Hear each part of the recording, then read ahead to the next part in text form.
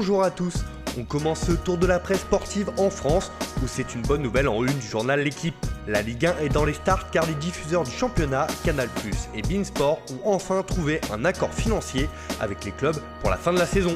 Quant à la Ligue de football professionnelle, elle a présenté un protocole de reprise, mais tout cela sera soumis à la décision du gouvernement français. La chaîne cryptée et celle qatari ont donc accepté de verser leur échéance non réglée le 5 avril dernier, ce qui avait fait grand bruit. Alors que la France devrait sortir du confinement le 11 mai prochain, la reprise est espérée pour la mi-juin. En effet, dans les pages intérieures du Progrès, Jean-Michel Aulas, le président de l'OL, espère pouvoir reprendre le 15 juin au plus tard. Tandis que dans les colonnes du Parisien, Noël Le Graët veut que le football reprenne avec la finale de la Coupe de France entre le PSG et Saint-Etienne le 13 ou 20 juin prochain. Si dans l'Hexagone on veut reprendre, aux Pays-Bas c'est désormais officiel, l'Eredivisie ne reprendra pas. Il n'y a pas de champion ni de descente et de montée cette saison. Une décision de la KNVB qui laisse perplexe, comme l'explique Sportverel dans son édition du jour. Cela a eu l'effet d'une véritable bombe alors que la plupart des autres championnats européens se préparent à reprendre en minimisant les risques sanitaires. Et chez certains clubs, notamment en deuxième division bien partis pour monter, la colère gronde, alors que d'autres sont soulagés par cette décision car luttant pour leur maintien dans l'élite. En Allemagne, on envisage toutes les solutions pour reprendre la compétition et même l'utilisation d'un masque pendant les rencontres, nous apprend le journal Bild. Alors que les clubs de Bundesliga ont repris l'entraînement depuis quelques jours déjà, comment va se dérouler la reprise idéalement fixée le 9 mai prochain? Eh bien, le ministère du Travail allemand préconise une mise en quarantaine de tout le staff de chaque équipe pendant un mois. Les joueurs devraient porter des masques sur le visage pendant les matchs. Il s'agirait de masques spécialement conçus pour l'occasion qui n'auraient pas le droit de toucher. Rien n'est encore défini officiellement, mais cela ne sera pas simple à mettre en place. Pour le Quotidiano Sportivo en Italie, l'Europe est aussi divisée sur le football. Les Pays-Bas et la Belgique s'arrêtent, l'Allemagne pense aux masques sur le terrain, c'est le chaos sur les prélèvements en Espagne et l'Italie est incertaine. Le gouvernement français, quant à lui, rétropédale sur le sport. Autant d'incertitudes qui ne manquent pas de faire réagir et laissent présager une reprise difficile. Direction l'Italie où c'est un certain Cristiano Ronaldo qui fait la une de Tuttosport. Le Portugais jure fidélité à la Juve. Moi, je reste ici. Le quintuple Ballon d'Or annonce qu'il va rester encore 2 ans à la Juventus et ne compte pas partir malgré la crise sanitaire qui touche actuellement le monde. Après avoir accepté de baisser son salaire, l'ancien madrilène montre son envie de rester chez la vieille dame jusqu'à la fin de son contrat en 2022, annonce le journal turinois. La relation entre les deux parties est solide et il n'y a pas de raison de tout bouleverser au prochain mercato.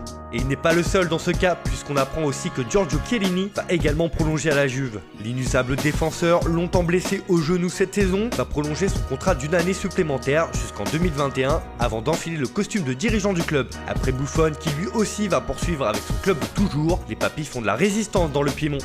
On file en Espagne où là aussi il est question de mercato. Si en une du journal Sport on y apprend que le FC Barcelone fait passer la santé de ses joueurs avant tout, et si un retour aux affaires est jugé précipité ou trop rapide, la direction envisage sérieusement de ne pas envoyer ses hommes sur le terrain et ainsi défier la Ligue. Mais c'est un autre sujet qui nous intéresse, celui de l'avenir de Neymar Junior. Le Brésilien aurait un plan pour quitter le PSG cet été. Avec Lautaro Martinez, l'attaquant est l'objectif numéro 1 du Barça. Alors qu'il doit revenir en France le 11 mai prochain, les dirigeants Blaugrana veulent que Neymar indique dès son retour ses envies de départ pour cet été. Alors que le PSG lui a fait une proposition de prolongation, il devrait la refuser et ainsi se mettre toutes les chances de son côté pour forcer son départ en Catalogne. C'est sa dernière chance selon le Mediapro Barça.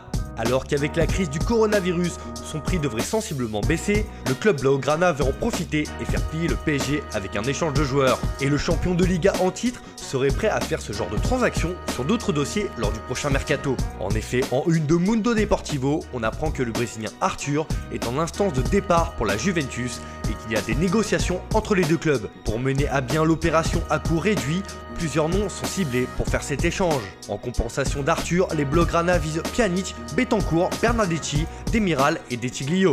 On termine cette revue de presse avec un Français qui fait la une du journal AS. Bien évidemment, il s'agit de Kylian Mbappé qui devient sérieux. Le joueur du club de la capitale française serait particulièrement agacé par les dernières informations publiées dans les médias espagnols et français qui affirmeraient que le PSG comptait bien le bloquer jusqu'en 2022, quitte à le laisser filer gratuitement. Alors que les Parisiens cherchent à prolonger leur joyau à tout prix, celui-ci n'aurait pas encore acté sa décision et les derniers échos auraient refroidi les relations avec sa direction. Si du côté madrilène, on sait que pour cet été ce sera compliqué, l'opération pourrait avoir lieu l'année prochaine. Surtout, AS indique que Nasser Al-Khelaifi aurait ainsi pensé à inclure une clause libératoire sous ses lignes privées colossale dans le nouveau contrat du joueur, chose que ces derniers n'accepteraient probablement pas. Voilà, c'est tout pour aujourd'hui, merci de votre fidélité, on se retrouve dès demain pour une nouvelle revue de presse. En attendant, prenez soin de vous et n'oubliez pas, restez chez vous.